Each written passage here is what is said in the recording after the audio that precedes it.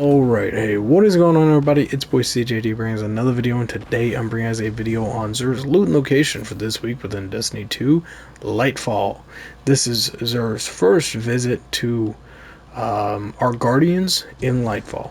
So, where is he at? He is in the Winding Cove in the EDZ, up in his little spot by his tree. If you guys do enjoy this video, make sure you hit that like button down below and subscribe if you are new. Let's get right into it.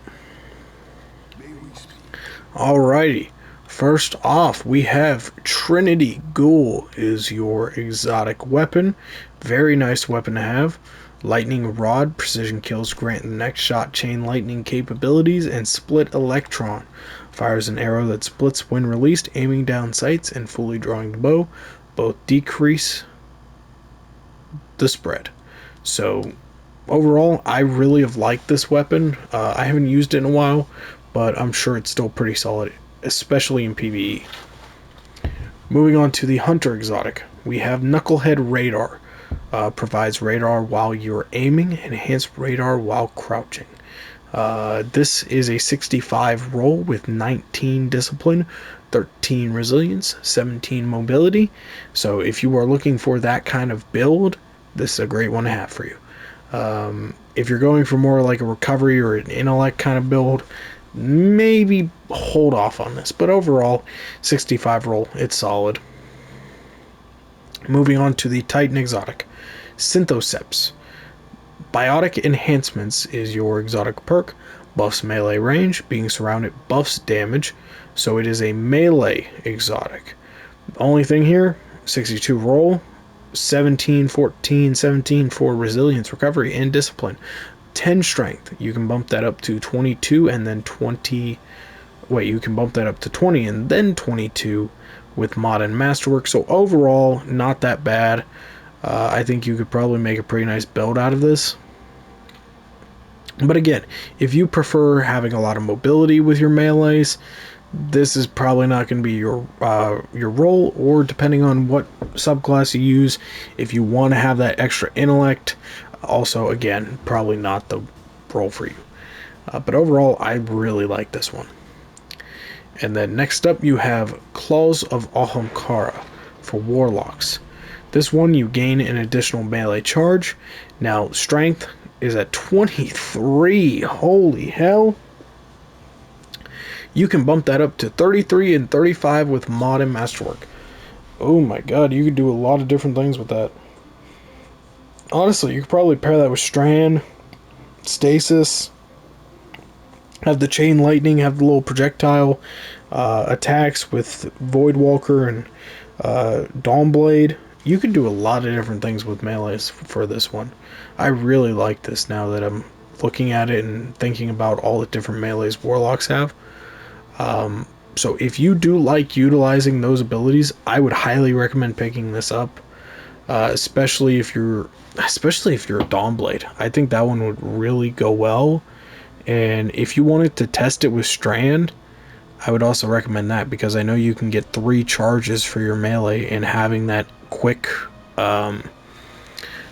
recharge rate would really help. Because what's mine at right now?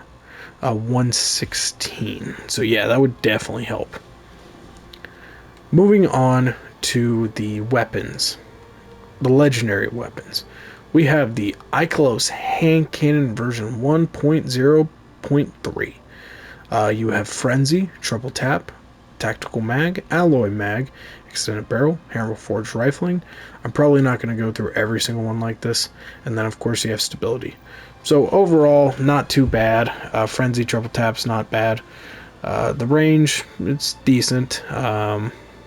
Nothing too special. Disparity, 65 range, 64 stability. Eye of the Storm, Swashbuckler, also solid. Extraordinary Rendition, Overflow Rampage. Could be good for PvE, but honestly, for Overflow, I guess it could be fine. Yeah, I guess that would work out. Moving on to, now I want to look at every single detail of this one. Iota Draconis doesn't have the extra range. If this had a max range roll, this would be one of the best fusion rifles in the game. But you have Surplus and Cornered. First in, last out, you have Vorpal Weapon and Auto-Loading Holster, which, it's not terrible, but not great.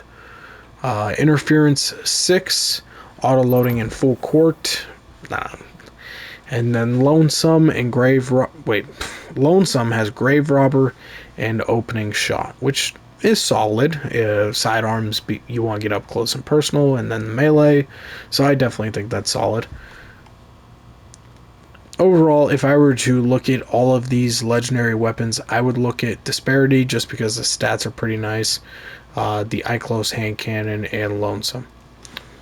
Moving on to legendary armor, we do have the Simulator set. I'll slowly go through here. The gloves, or the gauntlets, are 64 roll. You got 62 for the chest, 62 for the helmet, and 61 for the legs. And then moving on to the exotic weapons, we have Hawk Moon with Snapshot and 57 range. And of course, Paracausal Shot with Alloy Mag and Corkscrew. I think this could definitely be a very solid Hawk Moon. I like Snapshot on hand cannons for some reason. It just, having that, being able to go in and out of your ADS really quick and lock onto opponents quick with hand cannons, just I feel like is really helpful. And then moving on to DMT, I guess it's just Snapshot week, because we have Snapshot, Light Mag, and Full Bore. This isn't too bad for a scout rifle, but my only concern is with a lot of these Tex Mechanica weapons, they add benefits for firing from the hip. So I don't really know how effective it would be having Snapshot and using your ADS when I believe the entire catalyst is hip fire based. So it feels like something that just kind of counteracts what the weapon is supposed to be. But overall, if you don't like using the hip fire, this could be solid for you. Overall, I think this week in Xur has been pretty good. You have a lot of different weapons, a lot of different armor. I think you got 3 at least very solid exotic weapons, maybe even really good ones.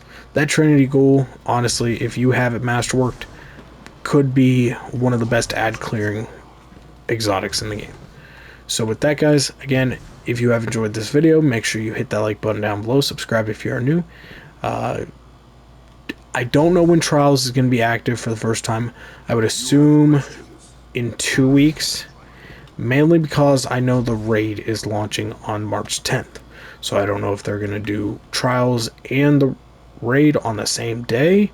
So I'm assuming probably on March 17th would be when we get Trials. So with that, guys, I will see you all in the next one. I hope you have enjoyed, and I'll catch you later. Peace.